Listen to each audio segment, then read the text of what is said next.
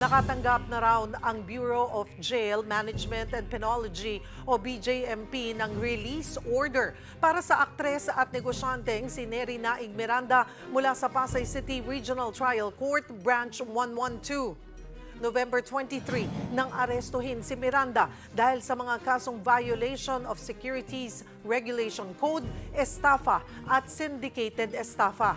Nakasuhan siya matapos tumalbog ang mga checking-in issue sa investors ng kumpanyang Dermacare Beyond Skincare Solutions kung saan naging endorser at franchisee si Nery noong 2020. Pero nag-anunsyo naman ang aktres noong 2023 na hindi na siya affiliated sa nasabing kumpanya. Para sa detalye, makakausap natin si Jail Superintendent J. Rex Bustinera, ang tagapagsalita ng BJMP. Magandang tanghali po sa inyo, sir. Yes, Ma'am Cheryl, magandang tanghali po at sa mga sumusubaybay sa inyong programa. Kailan niyo po natanggap itong release order kay Nery Naig Miranda? Ano po ang nakasaad dito? Natanggap po namin ang release order ngayong Miyerkules, December 4, bandang alas 10 ng umaga.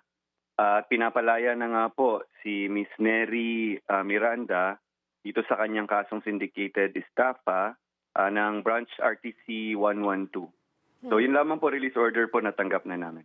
Ganun lamang po kasimple. Wala pong nakasaad. Kasi hindi po ba non-bailable pag sinabing syndicated estafa? Yes po, non-bailable po ito and of course hindi po siya nag-file ng bail. Ang release po ito ay kaakibat nung kanilang pag-file ng motion ng kanyang mga abogado tungkol sa kanyang pagkakaaresto. Bagamat tuloy pa rin naman po yung kaso niya, pero for this matter po, hindi na po siya ipapakulong sa Pasay City Jail dahil po doon. At ito po, basta kayo po ay tatanggap lang at susunod doon sa release order. Yes, ma'am, correct. At sumusunod lang po ang BJMP kung anong ipag-uutos ng korte. At in this case po, dahil may release order siya, papalayain po namin after the verification and pag-check ng mga documents. How long will that take, yung sinasabi niyo pong verification? Within the day po or within few hours ay marirelease na po si Nery? Yes, within the day, ma'am, we will see to it. Kasi kailangan din naman nating i-check kahit naman sino pong nakabilanggo. Hindi tayo pwede magpalaya na may mga pending case o pending warrant for their detention. At bawal po kasi sa rules namin yan. Once po ito, kanina pong natanggap nyo at 10 o'clock, paano po ba yung proseso? Agad nyo pong ipinaalam kay Nery? Ano po ang kanyang naging reaksyon?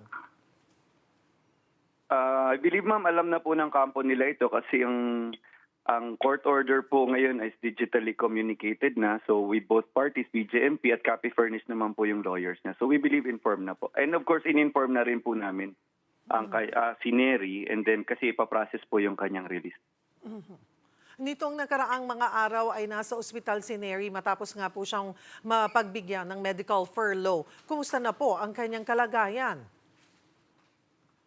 So far, ma'am, undergoing pa rin siya ng medical evaluation. Nasa hospital pa rin siya. And ito nga po, with the release order, doon na rin namin isi-serve ang kanyang release order. And kung ma-implement namin within the day, doon na rin po siya lalaya. Kasi wala pa rin naman pong discharge from the doctors. So hindi na po siya kailangan bumalik pa sa inyo po? No need na, ma'am. Yes po, kung within the day, ma-process na po natin yung release, lumabas na ang verification, doon na siya lalaya at hindi na siya babalik ng jail. Otherwise, hindi po kasi tayo pwede magkulong ulit na may release order na. Marami pong salamat for the update, Jail Superintendent J. Rex Bustinera ng BJMP.